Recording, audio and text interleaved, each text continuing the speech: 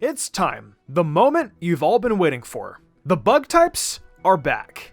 Now, I admitted it once before, and I'll admit again. That top 10 was definitely not my most well put together list. I'm sorry about that. And I'm sorry to Venomoth for hurting it so much. There were Pokemon that shouldn't have been on there, a few that should have, and looking back on it, I wanted to reorder things after really taking my time to go through the list of bug types several times over. So I know I made a mistake with the last top 10, but you know what isn't a mistake? Subscribing to today's sponsor, Audible. So, just in case you're all out of the loop, Audible is a service provided by Amazon, which has really set the standard for spoken word entertainment and audiobooks, really blazing a trail for their future, all while being the top option in the industry. They've got everything on this service, from recently released books to absolute classics, along with a few audiobooks that might just help you accomplish some personal goals. However, if it's original content like podcasts that you're truly into, well, Audible has you covered there. Who isn't a fan of a great podcast at their fingertips? There are thousands upon thousands of titles available to enjoy, so you're definitely bound to find a ton of stuff to indulge in. Audible's new Plus catalog features all that great content, including their exclusive Words Plus music series. Hey, surely you guys have seen the hype that's been growing all year for that new Dune movie, right? Well, you know what? Audible actually has the novel of the same name that the film is based on. Thrust yourself into Frank Herbert's 1965 masterpiece, presented in a way that paints a picture so stunning and detailed, it's almost like you're watching a movie in your mind. So after hearing all of this, truly you must understand that now is the time to try Audible Plus, and open yourself to a world of audiobooks. Go over to audible.com/MysticUmbreon or text MysticUmbreon to 500-500 and get yourself a free 30-day trial so you too can enjoy the great Audible Plus catalog. Now, with this intro out of the way, let's close out the top 10 weakest series with the final entry in it, our remastered bug list.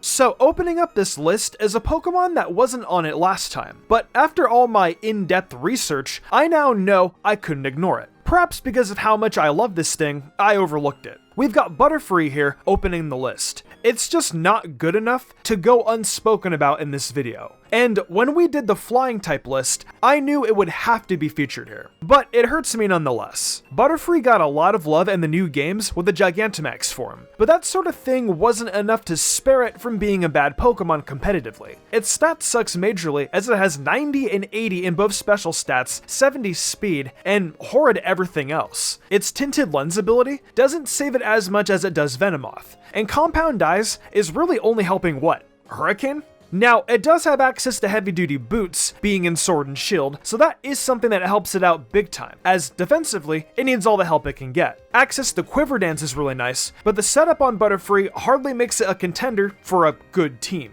If you choose to run Sleep Powder, which is in fact helped by Compound Eyes, I suppose that move alongside Quiver Dance could pay dividends. Hurricane, Bug Buzz, and Psychic are all real threats on this thing.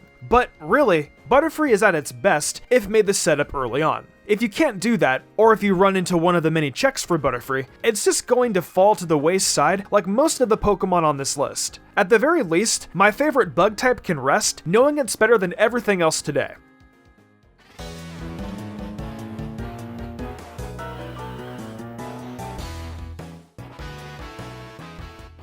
So now we have the Pokemon that opened up the list the first time, Vespaquin. I'll say this much, Vespaquin and Butterfree owe a lot to their access to the heavy-duty boots in Sword and Shield, as being able to avoid Stealth Rocks paid off big time for them on opening up this list. Now, its stats, they paint a picture of defense. The base 102 in both is really solid, though 70 base HP isn't a great showing for bulk. Its speed isn't great either, which is unfortunate. However, with the ability Pressure and those defenses, it becomes a bit clear that Vespaquin is something of a stall Pokemon. It has Toxic, it has Pressure, it has Roost, it can do a decent job at filling in that stall role. However, beyond its ability to do those things, it has some attacking moves that it can turn to. A couple of attack stats at base 80 lend itself to Air Slash, Acrobatics, and Attack Order, all being somewhat viable as offensive options. Though there isn't all that much coverage in this move pool. There's plenty of Stab for sure, but only poison moves really make an appearance after them, aside from the random fighting or rock type. That's sort of what left Vespaquin in position to make this list. It's a really poor move pool. While it might look like the sort of Pokemon made just to stall, that isn't always going to work, and sometimes you'll want to run defog and actual offensive moves alongside it. And there just aren't a lot of good options. You'll be stuck defogging and U-turning over and over again. And there are other Pokemon that can do that a lot better and faster. Vespaquin really is a big part of an overall trend on this list. One that showcases that a majority of bad bug-type Pokemon really aren't competent attackers.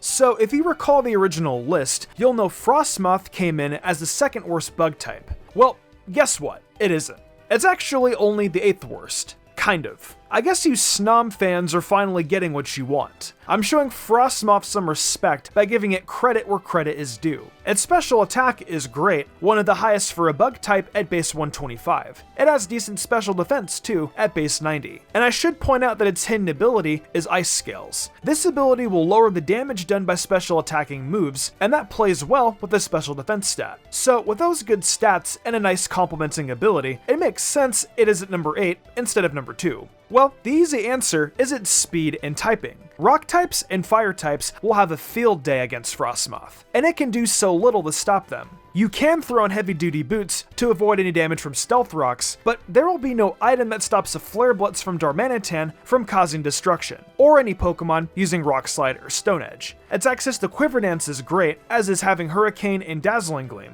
But we can't avoid the fact that its speed is a problem at base 65, and thus its weakness to most any physical attacking move has a chance of taking it out in one shot constantly. Frostmoth truly is a big moth of wasted potential, but it's still better than the more weak Pokemon that will be coming up. Sorry again for the disrespect, Snom fans. I hope you can forgive me.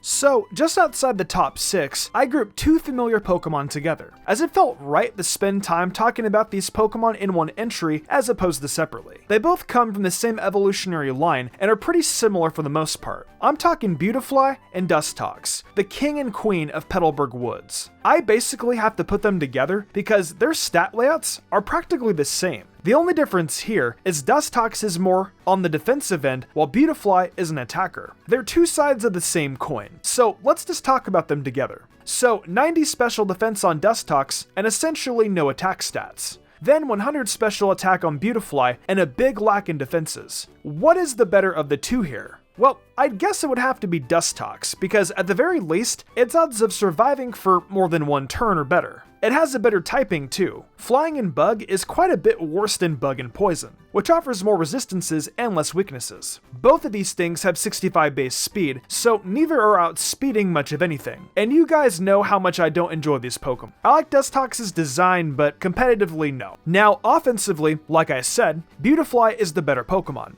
It can use Quiver Dance, which, if you can possibly overcome your poor speed and defenses right off the bat, will make it a bit stronger. It can use Defog to remove hazards, though switching in on Stealth Rocks won't go over well for it. It's able to use Bug Buzz and I guess Air Cutter, though it's a shame it doesn't get Air Slash. As for Dustox, it can also use Quiver Dance, which might actually be more useful since its ability to take a hit is much better than its counterpart. It can use Defog too, and seeing as it won't take as much damage from Stealth Rocks, it works out a little better. It can use Sludge Bomb, Energy Ball, and Bug Buzz, so a level of stab moves and a little bit of coverage is definitely present. Honestly, Dustox just is the better Pokemon here, and yet they're still both not great. There's some utility, some potential, but it's whatever.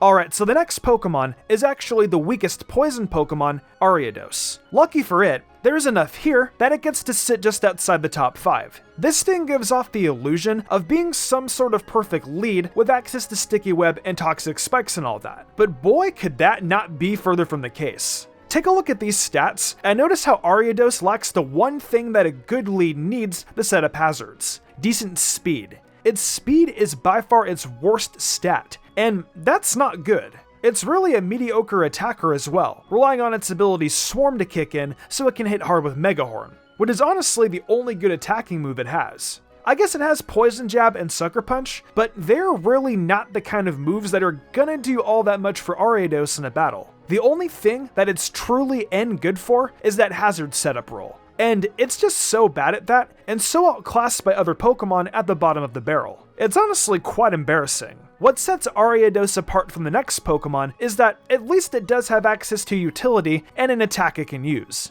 The other Pokemon we're going to talk about have only one or the other, or nothing in between.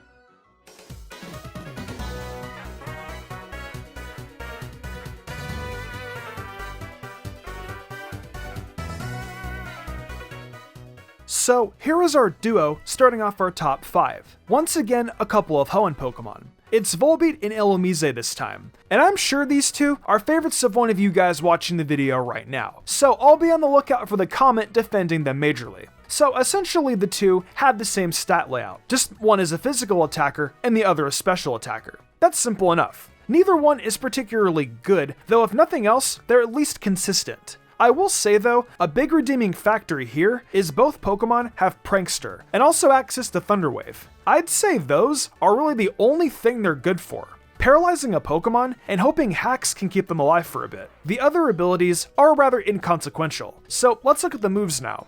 You know, Volbeat has access to Tail Glow, which immediately puts it far and ahead of Ilomise in the attacking department. As we know, Tail Glow will increase a Pokemon's special attack by 3 stages when used, so it's very easy to end up with a wild special attack. That immediately helps Volbeat, and if it gets lucky enough to paralyze an opponent and not get knocked out immediately, it has some potential to set up.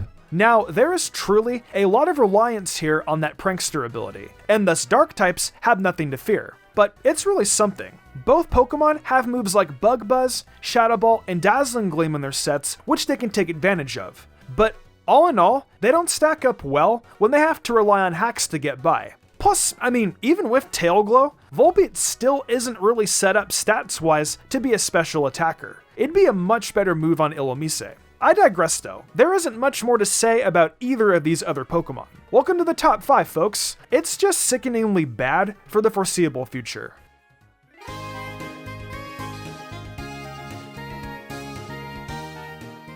Coming up next, we have a Pokemon that got pushed up a spot on this remastered list. It's going to be the cricket Pokemon, Kricketune. I can hear it cry now, sad and defeated that it wasn't taken off the list at all. Well, sorry Kricketune, but I can't deny the fact that you're only slightly better than I originally thought. It's got 85 attack, and that's it. That's really the only good stat. However, complementing that stat is the ability Technician, which is as good as we all know. Its speed is a poor 65, and it doesn't have the defenses necessary to take any hits. Its access to moves like Fell Stinger, Knockoff, and Power-Up Punch prove to work very well with Technician, giving Kricketune some merit, but that's it. It's really got nothing else it's capable of doing outside of this one little thing that could potentially work out well, but probably not. I have some respect for Kricketune though, which is why I'm keeping this one brief and just saying that it is up front in how bad it is, but also has enough of a redeeming quality to it so that it isn't in the top 3.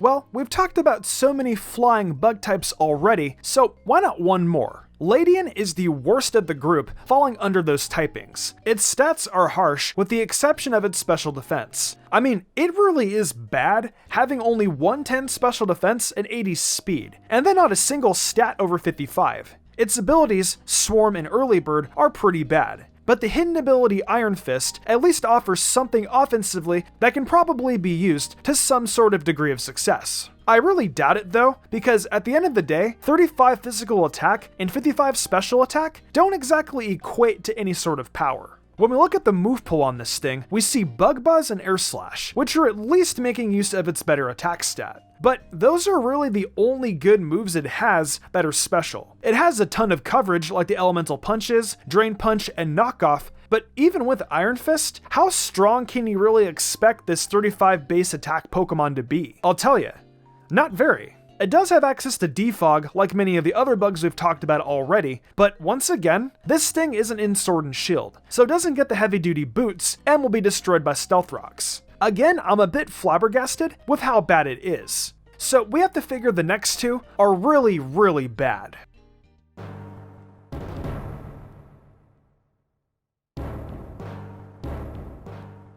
So this one is a bit shocking. Last time we did the bug type list, this was in the number 1 spot. However, this time I've decided it wasn't fitting of being the weakest. Well, it is, but not more than the one I actually chose in the end. We have Parasect, which was in the 3rd spot of the grass type list. I was shocked it was only 3 on that list, but it's most certainly no shock that it checks in here in the top 2. Just look at how bad these stats are. It's slow as dirt with base 30 speed, lackluster defenses at base 80, and even worse, base 60 HP. The only thing good here, clearly, is its base 95 attack, but it will have 0 opportunity to attack anyone. Its abilities are a little bit interesting, I'll give it that, as Dry Skin means it can switch in on a water type move to heal, and Effect Spore is a bit more controlled chaos that can somehow pay off if you're lucky. This is just me trying to be a little positive though, as there isn't anything else worth caring about. Parasect is one of the very few Pokemon that has access to Spore, which actually causes me to cringe. Yeah, I get that it's a mushroom, that it's the innovator of Spore, but I still don't like it or accept it. It'll never be able to outspeed anything unless Trick Room is up. And I'm tired of that circumstance being an excuse to justify bad Pokemon that are also slow. It can't take hits from fire or flying types, it can't hit anything back for any sort of real damage, and the little bit of utility it has gets cancelled out by its poor speed. So Parasect is in fact the penultimate Pokemon this time around. And in a way, it's sort of sad. Being the worst bug type previously was the only thing it had going for it, and I took that away. I almost feel bad for Parasect, but thankfully, it sucks, so it can't get any revenge on me. Moving on.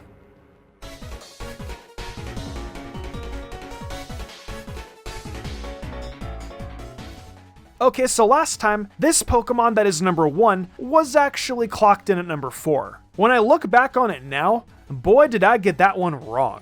It's gotta be Wormadam, which saw 2 of its forms come in at number 1 on multiple different lists. Quite frankly, it should have been on the grass list too, but that's a conversation for another time. Wormadam has 3 different forms, and thus 3 different typings, working alongside the bug aspect. Its Plant Cloak is a grass type, the Sandy Cloak is a ground type, and the Trash Cloak is a steel type. I'll throw the stats up on screen, but essentially they all have a difference in defenses, with one being more special, another physical, and the third a mix between the two. It's the same deal with attack stats as well, but none of them are particularly all that good. Oh, and above all else, they're slow as all hell. The Trash Cloak is probably the best defensively, having only a single major weakness to fire while resisting 8 different typings and being immune to 1, while the Plant Cloak is the worst at 6 weaknesses. I don't think I really need to get into the abilities, because we all know Anticipation and Overcoat are straight up fucking trash. So let's go look at some moves.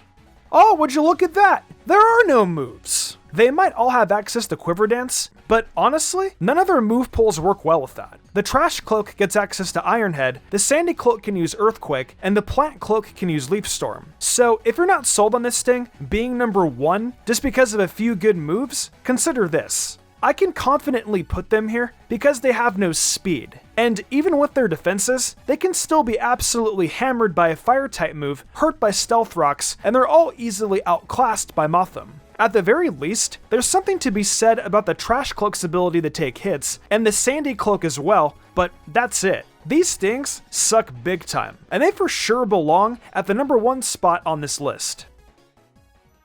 So that's going to do it for this remastered list. I think I have gave the bug typing the sort of video that it deserved with much better representation this time around. Sorry again, Venomoth, I didn't mean to do you so dirty. What do you think about this one though? Did I get the Pokemon right? Is there a different order you'd have gone with? Let me know.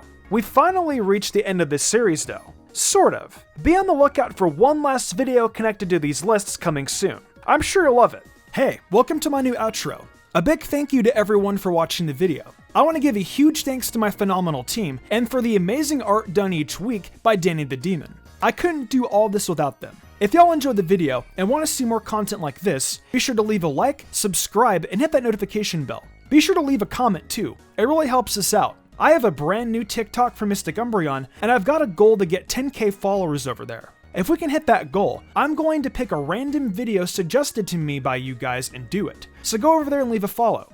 Also, over on MysticSage, we've still got 2 videos going up every weekend. We've got content from My Hero, to Demon Slayer, to Dragon Ball, so come and check it out. And also check out MysticSage on TikTok. Finally, I've got an Amazon store where I sell tons of cool stuff. I think I'm gonna wrap this up though. I'm Mystic Umbreon, and I'll see you next time with some more amazing Pokemon content.